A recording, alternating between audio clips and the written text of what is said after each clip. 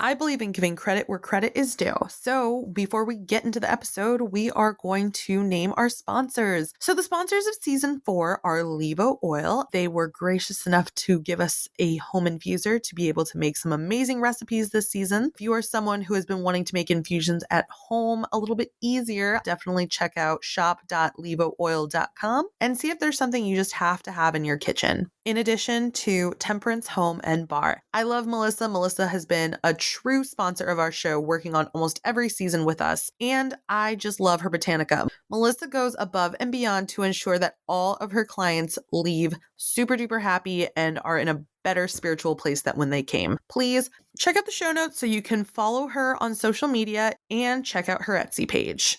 Let's get into the episode.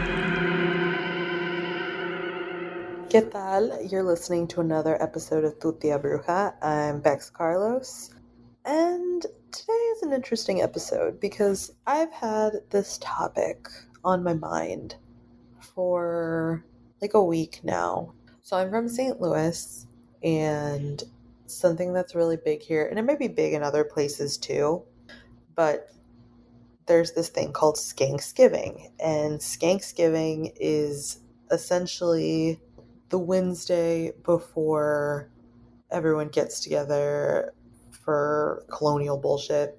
When people come into town, they come into town like typically the night before, a couple of days before, but everyone goes out, and it's like I don't think that's necessarily unique to St. Louis. But what is unique to St. Louis is that like St. Louis is a very small town. It's a city with a small town feel in the sense that everyone is connected here. Everyone knows everyone. And if you don't know them, you are in a similar circle. You have similar friends. You went to high school with them. They were friends with your sister. You know someone without knowing them. And it's both a gift and a curse. Just the idea of people living authentically. Definition, right, of the word authentic. Of undisputed origin, genuine. Similar would be original, real, actual, bona fide.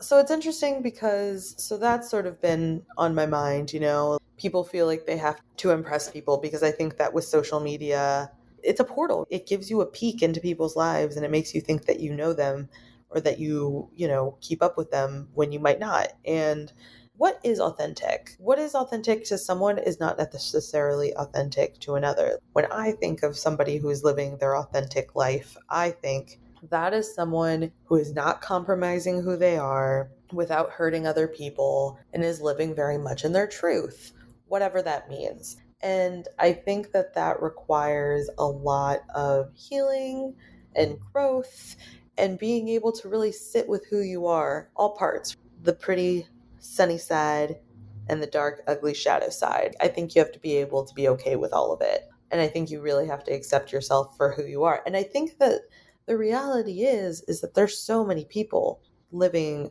totally in denial of their shadow self and basically a cognitive dissonance, you know, like they are just so, it's like something's not clicking, right? It's like something's not clicking. And for perspective, when I started my healing journey, I think the reason that I knew that like spiritually I needed something overall was because my dating life was a fucking mess.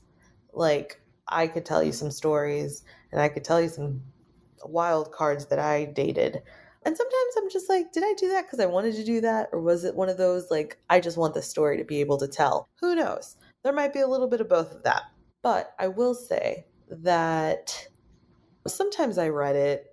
I don't particularly like it. And if I'm going to be totally honest, I kind of just think it's a cis white dude circle jerk. And I mean, I understand there are other groups and marginalized people on there, but I feel like it's a lot more rare and in between.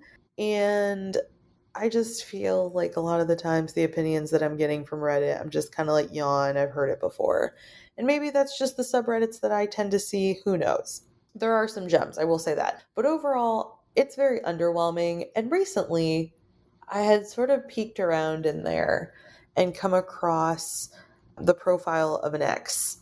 And it was interesting because there was a question that they answered in regards to a particular environment that makes them uncomfortable. And it just didn't match up to what their life was, the life they portray out to people. And I think this is to say that sometimes some people never really get to that, what I would call authentic self.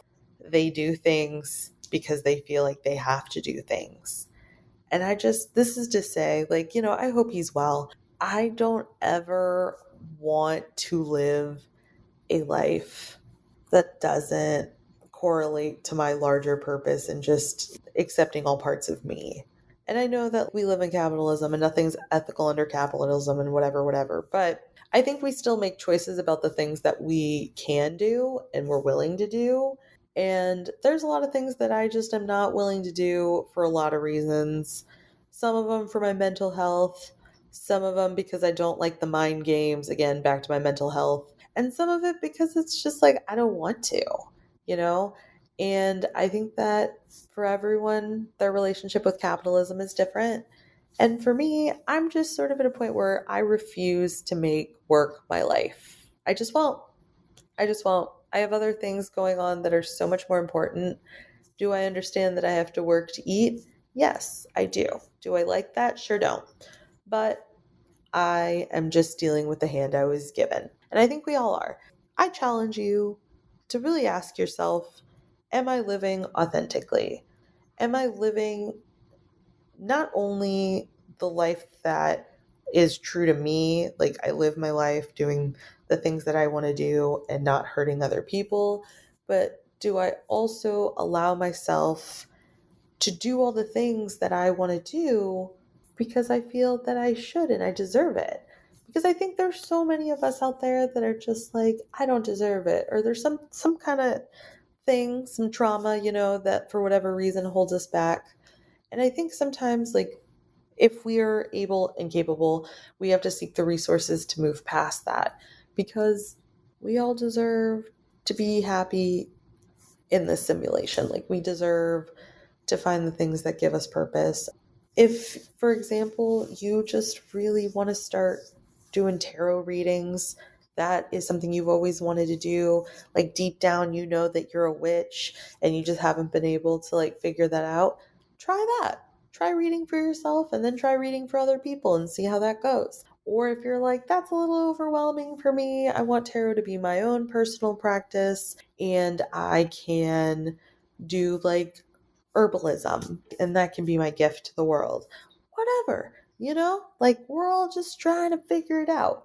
We're all just trying to figure out what we can give to others that gives us joy, that gives us purpose, that helps us connect to others. We have to have some fun along the way. That's all I have for you today. Thank you for listening. The energy is just kind of wild right now because there's another eclipse coming up and it just seems like everything's off. So just try and stay balanced and don't make any major decisions. I love you. We're going to make it through. Bye.